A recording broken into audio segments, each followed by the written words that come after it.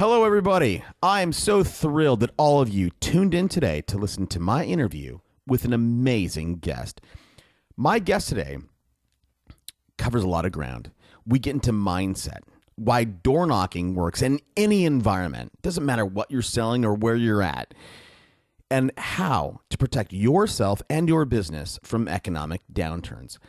The title of today's show is Complacency is Death and Consistency is King. Get your pen and paper ready. This one's a doozy. Okay, housekeeping. By the way, I love all of your emails. We're getting close to finding our fabulous 50 to kick off our secret, not private, secret Facebook group. And if you don't know what that's all about, we're putting 50 people for free, the first 50, into the group. And in this group, all of us, we're going to share our stories, our challenges. We're going to share what's working for us. And, we're all going to talk to one another. And hopefully all of us can get better as people. All of us can get better in our business. All of us can be better. This group will be capped at 100 people. So I want an intimate. I want everyone to get to know everyone else. I mean, wouldn't that be fantastic? Once we find our first 50, it's going to be $12 a month to be part of this awesome group. So I urge you right now, send me an email. The other thing I want to do, because I think it's needed after talking to so many people and getting so many emails, I want to start building our mastermind groups. And this is where I get 5 people on a phone call, right? 5 people, 5 companies. And we're going to do a couple things. We're going to dig into topics, lead generation, farming, mindset, whatever it is. And every week, everybody gets put into the hot seat. And we're going to talk about their businesses, their struggles. And the group as a whole are going to come and provide suggestions and help everybody else out. So this right now is on my Grow Your Business tab. And you can find it on the website, superagentslive.com. And we've been generating some interest, but I'm not sure how many people have been actually going to that. We've been getting crazy downloads. We've been crazy people going to the site, but not everybody hits that tab. So if you have an interest in joining a mastermind group, which you either should get a coach or join a mastermind, but if you want to join or be a part of the group, the Facebook group, just email me. Send me an email. Let me know what's going on, and I'll put you on the list. Also, if you've been listening to this podcast for a while, and hopefully you have, I think everybody, when they find it, they listen to all of them. You should know one thing. I mean, this is a common thing. It is crazy, but it's critical to go out, find a coach, find a mentor. So for me, I personally do coaching. I have one more slot, and I've been trying to find the right person. So if you think you're motivated, if you think you have the skills, or you have the will but need some skills, and you need some help, send me an email. Let's have a chat. Let's see if we're a good fit. So my email is Toby, Toby, Toby at Superagents Live. One other thing before we get into this awesome interview, I just did a little commercial for some of the services that I provide. Nobody likes being sold to. But listen, we are all in the sales game. We go out every day. We knock on doors, we call people, and we provide value for free while we offer a service. That's what we do in real estate. That's what we do in business. That's what we do in life. And I would personally feel like a hypocrite if I didn't do the same thing. So I just promoted my services. My podcast is free, and it's super high value. And my services you should know about. So I hope you are promoting yourself in your market every day. On to the show. Welcome to Super Agents Live. This is the one place where you can come and hear the most successful people in real estate. You'll hear how these super agents built their businesses, how they stay productive, and how they stay motivated. Who am I?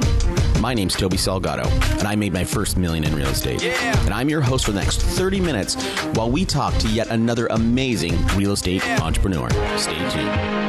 Let's go! Yeah! Today on the show, we have a great guest. This person grew up around real estate, learned from his dad, and even though he has a high-end niche, he still uses old school techniques and a client-first attitude that has allowed him to build a thriving business. I am thrilled to have my friend, Greg McDaniel. Greg, thanks for taking the time out today. Toby, it's a pleasure, man. I just appreciate you having me on your show. Yeah. Hey, well, I mean, it's been tough to get you. I mean, you're a busy guy, and I've been trying for 2 months to get you on the show, and so finally you're able to carve a little time out of your busy schedule. So, you have an interesting story, and I said a little bit about your background in the intro, but tell us a little bit about yourself and your business. Okay, not a problem. Well, like you said, I've grown up in real estate. My father has been an agent for 41 years in 3 different states. So I've been, real estate is in my blood. I heard about it on vacations. I heard about it on the dinner table, everywhere I went. And, I originally, when I was not in real estate, I thought it was just, what Dad did for a job. And right after college, I came back up back home in Northern California, and I started working at a medial job at best. And my dad said, "Hey, why don't you come in and start working with me?" And I said, "No, I don't want to do that. I want to go to L.A. and become a movie star." Right. And that didn't really work out, as you can tell. 14 years later, after hundreds of transactions, I have an absolute thriving love for this business, and I have a passion for watching people succeed and both the real estate agents when they come to me for advice, and for the homeowners when they finally get into something that they're going to live in for the X number of years and make it their place where they want to put their head down every night. Right, that's interesting. So I love that story that you wanted to be a movie star, right? And when I was growing up, right, we were watching Tom Selleck and what was the show, Magnum PI, and I realized Magnum PI. And he got his break at 35 years old. So up until the point that I was 35, I was like, there's still a chance. But anyhow, I think that boat has sailed for me. But I know what you're talking about. I mean, you always have those dreams in the back of your mind of like, I want to do this someday. And I just tell people, hey, look, forget about someday. Just get up and go do it today. Today's going to be gone tomorrow. So why not make it happen? Absolutely. I love that line. That's a similar line in those ski movies, Warren Miller. And he's like, if you don't do it this season, you're going to be a year older when you do. So it's so true. We're already going off the rails here a little bit. So, real estate was something Dad did, right? It was just a job. Right. And I'm sure that, one of the things that held you back from real estate is, working with your dad's tough. I mean, there's some family dynamic stuff there that we've talked about before on the show that, is when you get into a work environment, it's like, is it mom or is it boss, right? Dad or boss. Did you have any of those kind of issues, and how did you get over those?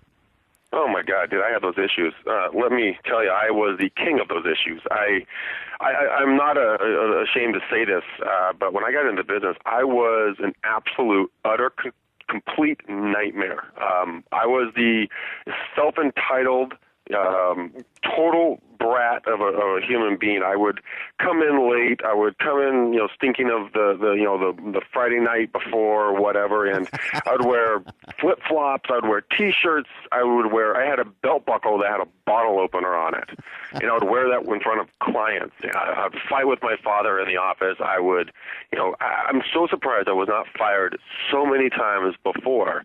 So, I mean, I definitely know that there are those dynamics that if you're going to work with a family, you better work that out ahead of time. I'm just thankful I had such a wonderful father, have such a wonderful father that was forgiving. Yeah. Well, I mean, what was the trick there? Because, real estate in a lot of ways is, it can be a multi-generational business. What are some tips there that you can pass on to somebody else who is dealing with those kinds of issues today? Twofold. Great question. What I had to do is I had to go through losing everything that was important to me in my life. I lost both of my houses. I lost both of my cars. I lost all my money. I lost the woman that I loved at the time. I had to go literally down to $35 to my name and panicking because everything that I held valuable in my life was ripped away from me. And so I had nowhere to go but hard work, and you had to go back and I had to look at myself and what kind of a human being I was, and I realized I really wasn't a nice person. And so I woke up the next day. Well, funny story. In the middle of the night, I'm sitting there freaking out about money and stuff, as a lot of us do, and I realized that I had $200 in traveler's checks, so I more than tripled my net worth overnight. So we renewed with faith that I could do this. With my $235 to my name, I got up the next morning.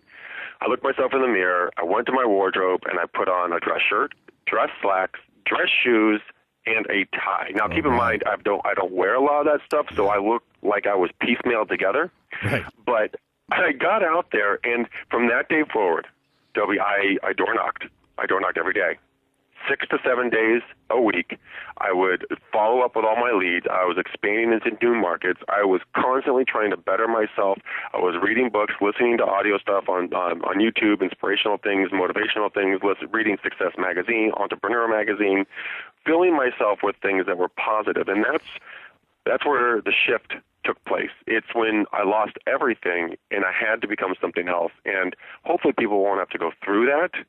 But a lot of us have gone through that, and that's where you're in the pain is where you grow the most. No matter how much we don't like that, it's the truth, and that was where the shift took for me, where the shift changed for me right there. Wow, that's a great story. And I mean, if we had more time, I'd like to dig into how you lost it and your problems with white lines or whatever. But I don't want to get into that. But but at the end of the day, right? Lots of people think that success, there's some kind of shortcut to success. And what the story that you just told me, I love it because it's you just hunkered down, dug deep, and you worked it. It's work that has made you the successful guy you are today. Yeah, it is 100% hard work. If you think there's a shortcut in this business, get out of the business now. Go find a 9-to-5 or go flip burgers, because you will fall flat on your face, because you are going to be constantly searching for that easy button, and it's just not going to find you. I mean, you have to get out there and you have to crush it every day. You don't take no as an answer. You do 100 doors, you do 200 doors, you do 500 phone calls using different calling systems. You do whatever it takes to make it happen. A lot of my students right now are following the model that I had to painfully live through and develop. But since they're listening to my tutelage, they are seeing leads and deals come to them within 2 weeks of being in the program. Wow. And it's just purely from hard work. Yeah, well, look, there's hard, you have to work hard, but you also have to work smart. I mean, hard work in of itself is not going to make it. So tell us, in terms of working smart, for that aspiring person out there, what should we go out and do, right? Let's talk about somebody who just gets his license, or maybe, they've been out there and they've been banging around for a year. I've talked to a lot of guys who now do $50 million, but their first year they sold like 2 houses, right? Right. What are some of those first steps in terms of working hard and smart that you can suggest to an aspiring agent? Okay, let's break it down really quickly. First off, what kind of a business do you want to do? Do you want to do condos, townhouses? What areas do you want to farm into? So number one, you have to pick a farm.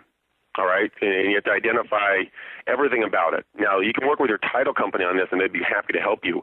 But you want to look at 3 different aspects.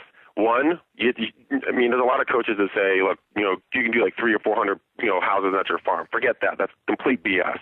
You need a minimum of 2,000 homes. Wow. I would like to see you in an upper, a middle, and a lower marketplace to hedge yourself against any kind of market change. Wow. Okay. You also need to look at turnover rate, which for anyone who does not know what a turnover rate is, it is the total number of homes in a 12-month period divided it by the total number of homes sold.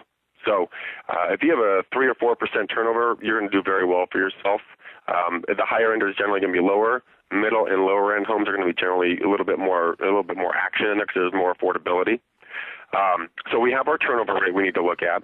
Then we need to look at if the area is dominated by any 1 to 2, like 800-pound gorilla agents out there that have been doing it for 1,000 years and change. And you also need to look at your price points. That's why I say, get a couple of different price point areas. Now, the reason why all those are so important is that if you have, John Doe and Jane Doe who have been working that territory for the last, 100 years, you breaking in and starting to get success in a short amount of time is going to be very hard because those people are just, entrenched. That is who those homeowners are going to call. So those are the first 3 things, and then you need to find out what type of prospecting or marketing or farming do you want. Do you want to do door knocking, which, by the way, going face-to-face, belly-to-belly is the most effective, but it does take the most amount of time. So you have doors, you have calls, either warm or cold. You have events you can plan, kind of do your social events with clients, past clients, friends, family. You do pop buys, do random pop buys by people you've talked to on the phone or people you met on the doors or any other kind of event, or you just work your sphere of influence. So you need to identify those key factors first. Once you get those under your belt, then we can dive in and go down into the nitty-gritty of what to do on each of those to become successful, and then tie them all in together so that you can basically build a very scalable business plan and marketing plan that you can have like one assistant run. Wow. And so there's more nitty-gritty than that, because that's so much. We can just end the call right here. I mean, that's awesome. We have a lot more. I mean, we have to get down to what do you wear when you go door knocking, when to go, what to bring, what to say, how to do it. Right. But what the best times are to go. Right. Calls. I mean, same type of thing. Mailers. There's a myriad of different possibilities. How do you follow up with these people? Right. What's our next step? Do you keep all the data in a CRM, or where do you keep it in an Excel spreadsheet? What's the best use of your time, and how to block your time to make it effective so you don't spend all day prospecting? Because you can do that pretty quickly in this business. Yeah, and it seems to me that if you look at all those things, right? Well, so what type of prospecting do you want to do? I would imagine that for those different niches, the high, the mid, and the lower niches, that the best way to prospect is different in all those markets, right? So pop buys, you're not necessarily going to, if you're selling $3 million houses, those houses have big driveways and gates. You're not going to necessarily do pop buys. Wouldn't be that effective, I would imagine. You know what? I had the same thought a number of years ago. So I went out and I tested all this stuff. That's where all this stuff I've tested, to make sure that it's all true. And one thing I've learned about human beings, I don't care if you have a ton of zeros in your bank account or you have 1 zero in your bank account. You're still a human being. You put on your pants one leg at a time, and your home is your investment. Now, you can have jerks in any type of, economic, level. Absolutely you are. But you're also going to have a ton of nice people on every single level. And I've found that no matter what you do, people want to know what their home is worth. But then again, only 3% on average of the people you speak with are ever going to be interested in hearing what you have to talk about right now. Right. So if you our market here on average is about $1 million to $1.5 million is very common for us. And so people always say, well, you can't go door knocking on $1 million home. Yes, you can. Absolutely, yes, you can. They are some of the nicest people you can ever imagine. And I've also door knocked in the ghetto in L.A. with chain link fences, a highly Hispanic population, and they were outstanding. So it really doesn't matter on pricing. Yeah, that's interesting. I'll tell you a quick story. So my house is I paid $1 million for it, and I don't know, maybe like 1.2 now. That dropped down to 8. I live on a private road. There's only 18 houses on our street. And I know I'm always around here, my house, because I have a big lot and I'm always doing yard work. I know literally like 2 of my neighbors.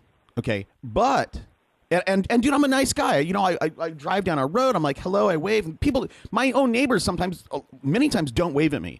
However, I was flipping houses through from 2009 to 2011, and I bought this house in the full-on hood.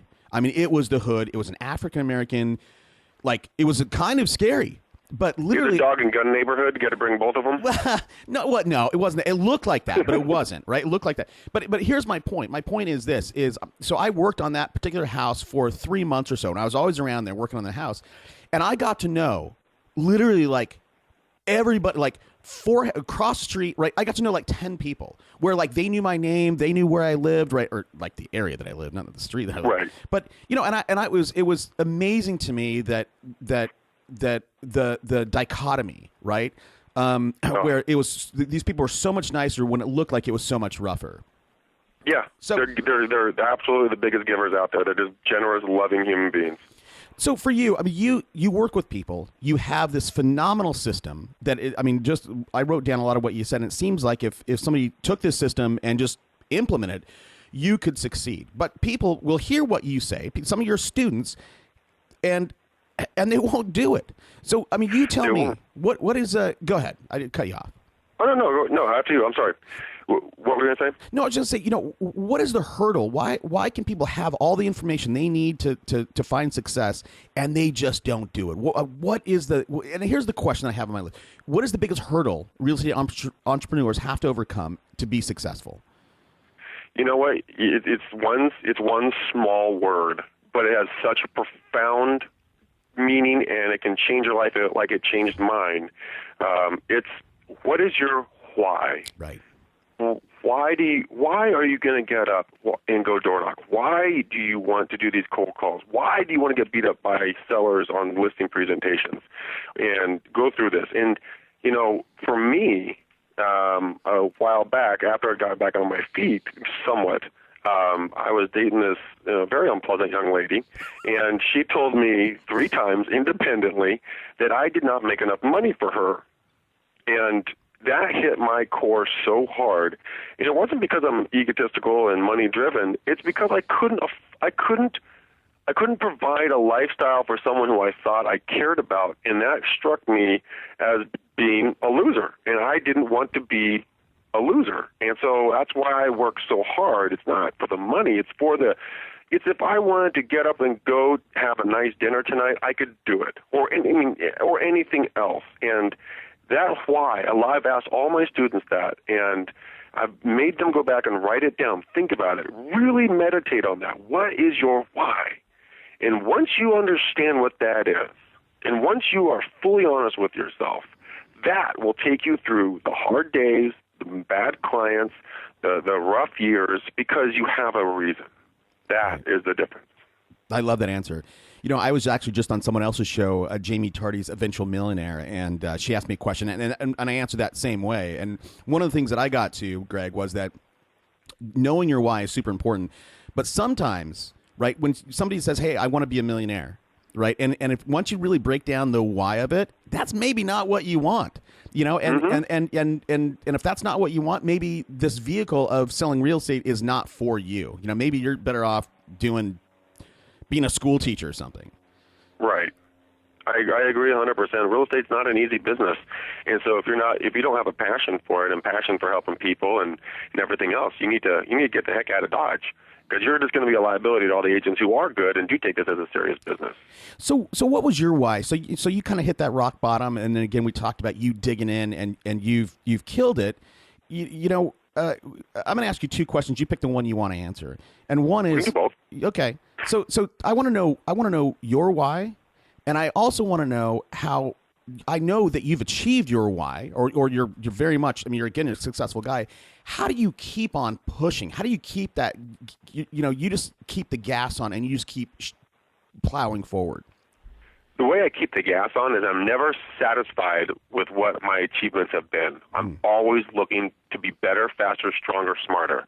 I'm always self-educating. I'm always asking for advice and opinions of people so that I can give the appropriate time and knowledge to different people. So I'm not going to, try to market or prospect in a certain way. I'm going to ask how people want to be spoken to. Right. That is how I keep the gas on. I never, ever, ever want to be satisfied with, let's say we did X amount of business last year. That is not an acceptable number anymore. I have to beat that number, whatever it takes. And that is then going out and networking and talking to people and finding new systems and going to the events and constantly educating yourself. That is how I keep going. My why is very simple. I want to give back to people. When I was brought back onto our real estate team, my 2 partners, my father and my other business partner, Chris Callahan, when I left after being the tremendous pain in the rear end we discussed earlier, I had hat in hand, man. I had nothing to offer except for my time and knowledge. And I said, look, I promise you guys, if you allow me back on this team, I will work harder than I've ever worked and make sure that I bring value to you guys. And with the grace that they showed me that day, I now pay it forward in every way that I can so that other people can see success. I have a young African-American gentleman that I coach, and he was told by multiple top producing agents here in our own company, go give it up. You're not going to ever make it. You just go away, essentially. And when I heard that from him, he's the nicest guy ever. Super driven, super smart, been very successful in the past. And I said, no, that's complete BS, dude. You're going to be able to make this. And I've taken him and I've shown him how to do this. And he's putting the hours in. He's seeing the results. And that's what I want to do. That is my why. I want to see people succeed, both buying the house of their dreams and on the real estate training side, training agents how to put money in their pocket, food on their plates, and making it a successful experience for them where they want to go out and do it again tomorrow. I love that. I love it. And really, it's all about freedom, right? That freedom, just like you mentioned earlier, to have a life that you can either go to a super fabulous dinner or have the freedom to say, hey, I'm going to buy 2 first-class plane tickets to Paris and I'm going to leave tomorrow. Exactly. That's a good feeling to go to bed and live with and wake up with. It is. It is. It's one of those feelings that a lot of people don't have. But once your why is strong enough and you work hard enough and you work smart enough and you achieve it, it's like it is the most gratifying thing in the world. It doesn't matter. Maybe you don't ever want to go to Paris. Maybe you want to wake up, and all the ladies want to go out and go shopping and buy, a $10,000 handbag, and that's success for you. I mean, that's the stuff. That's the stuff that keeps you going.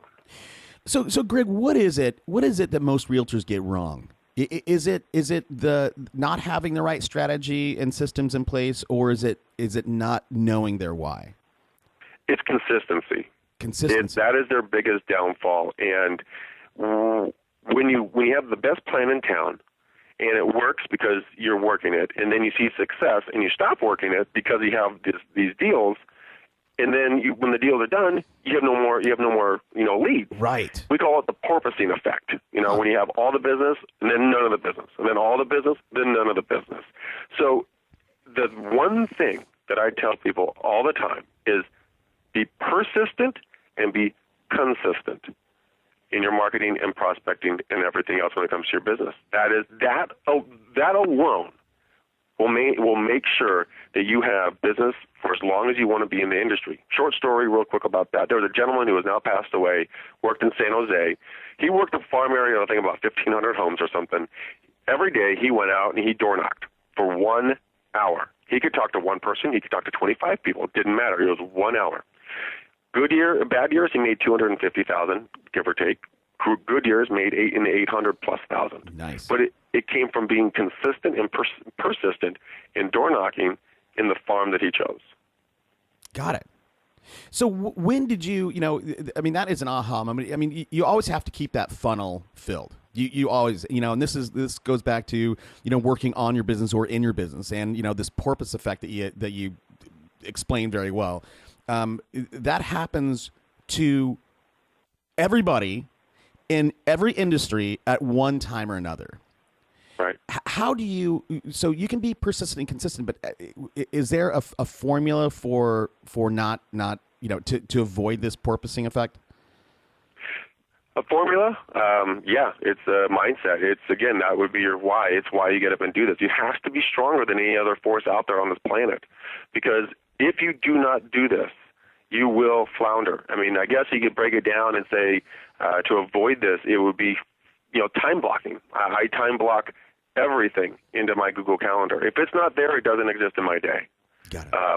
And that way you can set up consistently being, calling for an hour, door knocks for an hour, call your past clients for an hour, doing the hour of power thing, going by and popping by a couple of past clients or friends or something for a couple of hours. But it has to be built into your day, because if not, let's be honest, things happen. Life happens and you just get distracted. So time block everything and make it so that it's that you can actually do it. Don't put in there, I'm going to door knock for 6 hours today.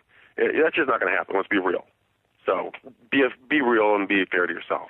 So let's talk about that. Let's talk about productivity and staying focused on a day-to-day basis. So if it's not in your Google Calendar, it's not real. How would you suggest that somebody structures their day? Okay. Well, it goes back to the type of lifestyle that you want, right? I tell people this. I say, first make a life plan, and then make a business plan. And in your business plan, structure out what you want to do around the life you want to live. So if you want to live on a lake and sell lake properties and drive your boat to your listing appointments, you might want to find a pretty big lake, and start driving around the shore and talking, meeting the people at their houses. But build that in. But, when it comes to time blocking and structuring your day, sit down, look at your hours in your day, and then, go from there. So for instance, I'm getting to my Google Calendar as we speak, so I can tell you exactly what my days look like here. I get up. I'm up at around 4:30, 5 o'clock in the morning, right? And I get up, and I go to the gym. I'm in the gym until about 6:37. I come back from there, and I am, cleaned up and showered and into the office. I get into the office no later than about 8:30. 8:30, all my meetings start. Then from there, I just break it down to 30-minute or an hour meetings, and I just make sure that I stick to it. And if life doesn't work out the way you first set it out to be in your calendar, change it. It doesn't have to be, it's not set in stone, but you got to make sure that you try to adhere to it until you find the formula that works for you. Right. So that's good. That's 4:30 is early. I actually wake up about 4:30. That's just, but I don't do anything until 7:30. But I'm trying to formulate a question here, because if I think of that for myself, should it be? I mean, could you? Then maybe the question is, how do you structure your week, right? So you have meetings, you do 30 to 1 hour meetings, but is there a way to say, okay, Tuesdays and Wednesdays I'm door knocking, right? Thursdays, absolutely. Talk to me, then unpack that. How does somebody's week? How should that look? The perfect week. Perfect week. You know what? This is how my day is broken down. Okay. This might help you understand. Let's see. Tomorrow, Tuesday, right? Up at 5, go in the gym until 7:30. 8:30, I have my coaching call with my coach. From 10 to 12, I'm doing my Mojo calls, which is, Mojo Selling Solutions is a product that is a triple line multi-dialer. So I can dial 3 lines at once. It's a very effective way to do 100 phone calls in like an hour or 45 minutes. So I'm doing that from 10 to 12. Then I have a blank time from 12 until 1 that I'm going to use for just work in the office, returning calls, emails, so on and so forth. From 1 to 2, I'm following up with past clients. Then I have a 2:30 to a 3:30. I'm visiting a client that I found through my calls last year, popping out to see her, talking about getting her house ready to go on the market. Then get back around 4-ish. I'm here doing busy work again here in the office. Well, not busy work, but cleanup work that you need to get done through the day, follow-up stuff. And then I have a 5 and a 5:30 coaching clients that I'm with.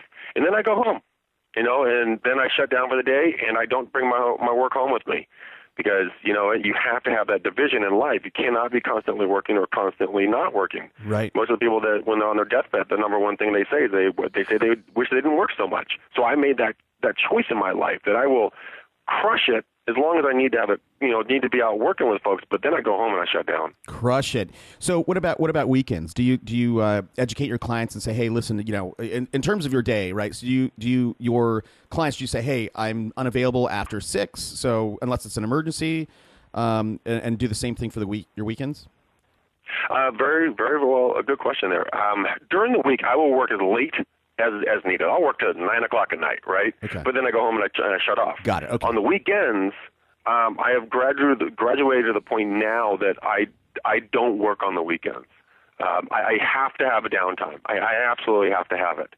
So unless it's an emergency unless there's a client that's coming in from out of town that needs to see something, I don't work. And I tell my clients that. I say, look, guys, if you need to see something, I can go to the open house on Sunday, or we can see it during the week.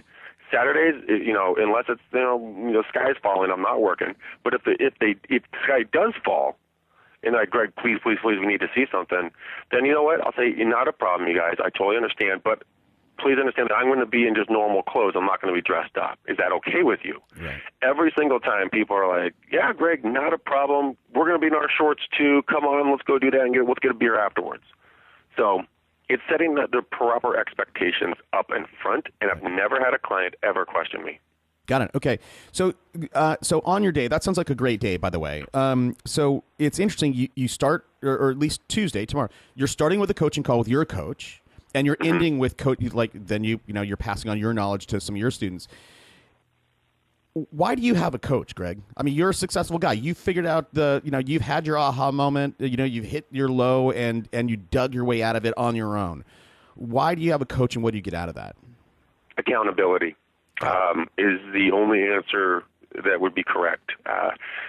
Every successful person in this world, and I challenge you to find someone who doesn't have one. That the mega successful level has a coach or more than one coach. I think Tiger Woods has 7 or 8 of them. All the major business moguls are getting coached by someone like Tony Robbins or Darren Hardy or some of these mega guys. It's all about having that person to kind of bounce some ideas off. They're holding you accountable for the goals and stuff that you're setting out, and that's why you have to have a coach or an accountability partner. Like my coach this year, I regrettably sometimes go back to my old jerk self, and I think I'm the coolest guy on the planet, and life smacks me in the face. So this year, I'm saying this. I told my coach, Catherine, I said, "Hey, Catherine, this year I promise to listen to everything you tell me to do. Here's my financial goals. How do I achieve these?" She said, "Greg, you need to get 1 appointment a day." And I'm sitting there going, "Yeah, but Catherine, you know my schedule. I mean, I am jam-packed. I mean, I am literally back-to-back. I have no free time. How am I going to do that?" She said, "Greg, these are the scripts you're going to use. This is how you're going to do it. And by the way, every day you're going to email me and let me know if you have or did not get your appointment." So since the beginning of this month or this year, I have been getting 1 appointment a day. Today I got 2 CMA appointments. And it's about a mindset shift. So instead of I might be able to do that, or we'll see if I can get to do that. There is no might. It is an absolute must. It is happening today. And ever since I did that, and I have her holding my feet to the fire, it has made all the business in the world. I mean, all the difference in the world. That's amazing. And I'll tell you what. For me personally, I've never had a coach, and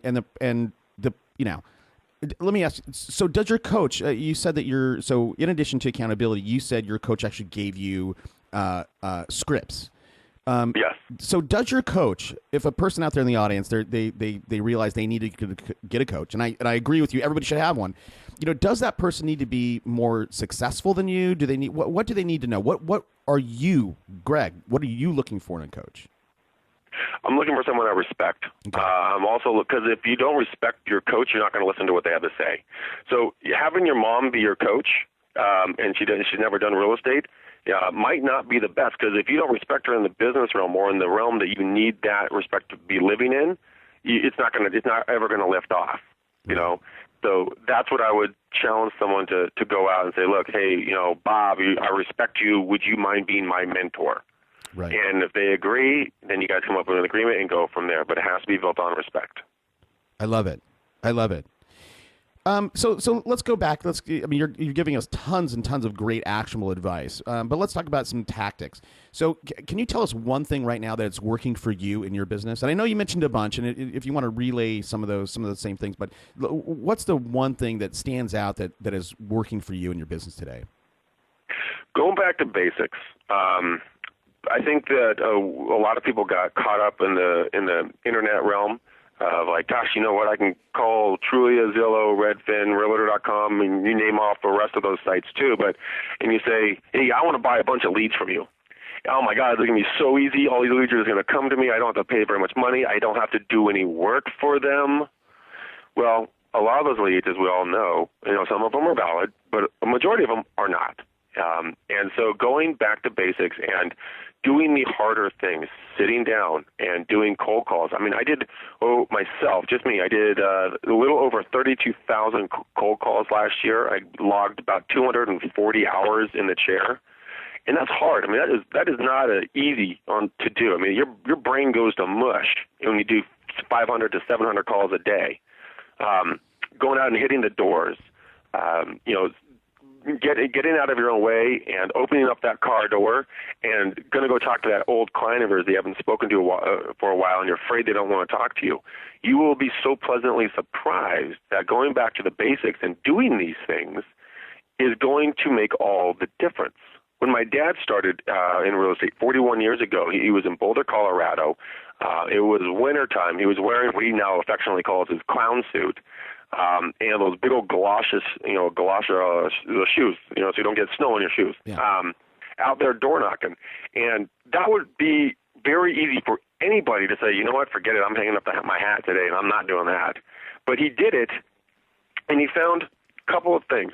People were very receptive, and his mindset was set in the manner of, I have the cure for polio, and I'm here to help these people. Right. And they don't know it, but they're going to love to work with me.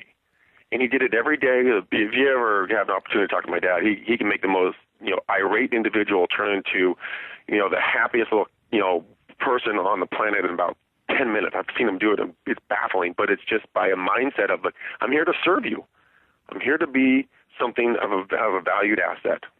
I love it. Yeah, and I would like to talk to your dad, but right. It is that mindset that you're talking about is super important, right? It's like walking up, if you sell commercial real estate or whatever, or residential, you walk up to a door that says no solicitors allowed, or I shoot. By the way, when I go door knocking, I did not mean to cut you off, but I was going to lose my train of thought on that. When I go door knocking and I take people out for the first time and they see the sign that says no soliciting, you can see their bodies like shrivel up and like try to run away. Yeah. I charge right for that thing. They are my favorite door to knock on. And this is the reason why. They say no soliciting. Soliciting means selling. I'm not selling anything. I'm out bringing information that's valuable to them about one of their largest investments in their life and how it's affecting them in real time. So I go walk up, I do my little intro. How are you? That's what I'm doing out here today. And you know what? People get mad for a second. And then I just say, I'm not here to sell you. I don't want to list your house. I'm just here letting you know what's going on. The pressure is relieved. The homeowners, the door opens, the light from heaven comes down and you hear angels sing. I mean, everything just comes together because they're really friendly with you at that point. And some of them actually start telling you everything about the neighborhood that, that person's getting a divorce, these people are old, that's a young couple, so on and so forth. They're great. They're absolutely great doors to knock on. Yeah, no, you got it. Right. That's exactly the point that I was going to make is, if you have the mindset of I'm bringing, the cure for polio, as you mentioned, your dad, that whole thing goes out the door. So let's briefly talk about social media. You said that some folks, they instead of you going back to basics, it's working for you. Some folks want to use the new stuff, right? The new agent or real estate portals, Zillow and Trulia, Redfin, etc. Have you done any marketing on those sites, and how's that worked for you, if you have? Good question. A couple of things here. In our market here, we've tried Trulia, we've tried Zillow, we've done Realtor.com for years and years. Majority of the time, we just do not see a good return on that. And that could be our market, and I'm just saying that for us. What we have seen, after I went to a seminar late last year, I went to Tom Ferry, and he said, they were talking about how this one guy was out there, and he was doing some Facebook ads. And I was really intrigued because at that point I was kind of working with a tech team and getting our social media up and running, which is an important part of the business. Don't get me wrong. But They said, okay, well, I went onto the site called Fiverr, Fiverr.com, Fiverr, and you can get anything you want, really almost anything you want done for $5. And I went on there and I had a couple of ads created for Facebook. And mine simply read this. It said, find out the current value of your home find out the current value of your home in Contra Costa County today, or something along those lines. Very simple, very broad, very easy. I put that thing out there with a budget of $40 a day on the Facebook ads, and it was being displayed in the right-hand ad column, in the news feed, and on the mobile. So I got that done. I put it up there as a Friday afternoon. And I went out and I was having a couple of beers with some friends of mine at my house barbecuing. My phone started vibrating. And I was like, what the heck? Where are these emails? So I took a look at them. Within 3 hours, I had 5 leads of people who wanted to know the value of their home. And at the event, they said that, they got, I don't know, like 50 leads within like a week or something. Well, we got 125 leads within a month. And the problem was they were coming in so fast. I was getting no less than 7 to 12 leads a day. The delivery system was the problem. So back to the paper and binding and getting the information out to them. But the Facebook for sellers is very easy to get people that are interested in the value of their home. Buyers, they don't really respond on Facebook, from my experience.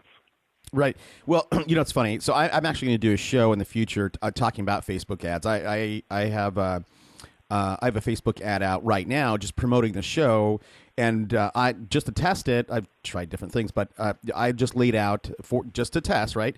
A $5 a day budget, and it's amazing. I'm getting like, I don't know, 500 impressions a day, and maybe 20 click-throughs a day. But my cost per click is like 20 cents. And I'm seeing what's happening as that ad is aging, because it's very, very targeted, what I did. The CPC is actually going up, but that's amazing. So are you still doing Facebook ads? Is that still working for you or no? I actually had to turn it off because I couldn't keep up with the requests, and I wasn't being a good steward of what I was saying. I was saying get the information, but then I couldn't get it to them. Oh, got it. So I was trying to drive around and send it to everyone. So when I turn it back on, we're gonna be mailing them a lot more. I was trying to go face to face, so we are gonna do that. I'm just trying to get 2014 a little bit more under control. And then we're going to do that. Our team and I are going to sit down probably this week and put a plan together. Okay. Well, we're going to wrap up here in a second. So prior to getting to the Ask the Agent round, this is a question I don't ask very many people, but you've had so much good stuff. I'm going to ask you it. Okay. And it's kind of a kooky question, but it's, what is something I didn't ask you, but I should have asked you? I think that what a lot of people need to ask themselves is this: they are always asking, what questions are people going to be asking me, right? Like when you're out in the field. Yeah. Well, gosh, what the value of my house, what the market's like, should I be buying, should I be selling? I think instead of thinking about those, you need to be thinking about what people aren't asking you. Like, is it right for me to sell right now? Should I buy an investment property? Am I going to be buying at the top of the market? Not, yeah, it's a great market. You should absolutely buy a house or sell a house right now. Because if it's not the right move for that buyer or seller, it's going to come back and bite you in the rear end. And a lot of people don't think about that when they have a hot client on the line. I had a lady that she was looking to buy a bigger house, and I met her on the calls, and so I took her out and we were looking at houses, and I got this funny feeling. I'm like, gosh, what is the deal? This doesn't feel right. So I started asking her questions. Why do you really want to sell? What's really going on? And I got this as a response. She wanted to buy, she was like a $400,000 townhouse, give or take. She wanted to go buy an $800,000 to a $900,000 house. Great, love the commission. This is perfect. I'll sell her townhouse. But I asked her, I'm like, why, Miss Buyer, why do you want to do this? Really? She said, because I'm bored with my house. I said, okay. Well, what are your real estate goals? She said, I want to create a real estate empire.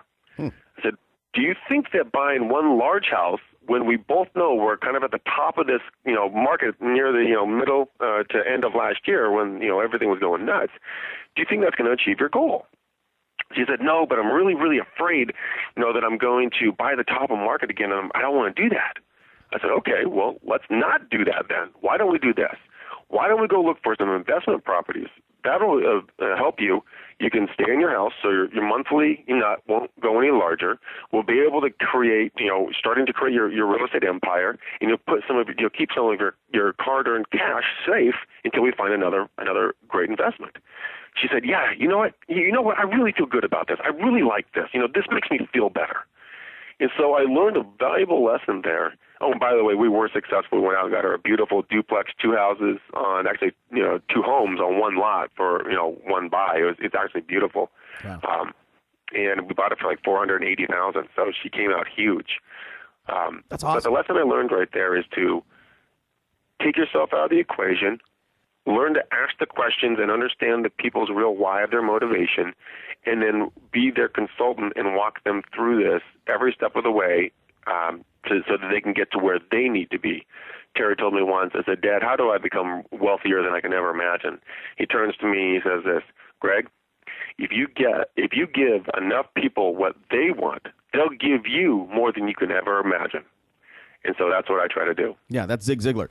And by the way, this what you said, I mean, that whole story was, it's what you said earlier, right? Be servant-hearted. So I love that story. All right, so we're at There's too many A's in this. But we're at Ask the Agent round. And this is where I ask you questions, fire off questions, and hopefully you give us quick, brief answers that will help move the needle in everybody's business in our audience. First one is about a book. I have $25. I'm a new agent. What book should I buy? Compound Effect by Darren Hardy. Oh, I love that one. Do you have an internet tool like an Evernote that you're in love with that you can share with our audience?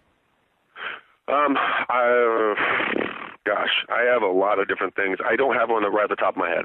Okay, and if we had more time, I would have liked to talk to you about that Mojo call thing and how you actually make 100 cold calls. But actually, that would be my number one thing. That is it. Mojo Selling Solutions is a triple dialer. Also, there is another one which I am absolutely in love with. It's called Contactually. It's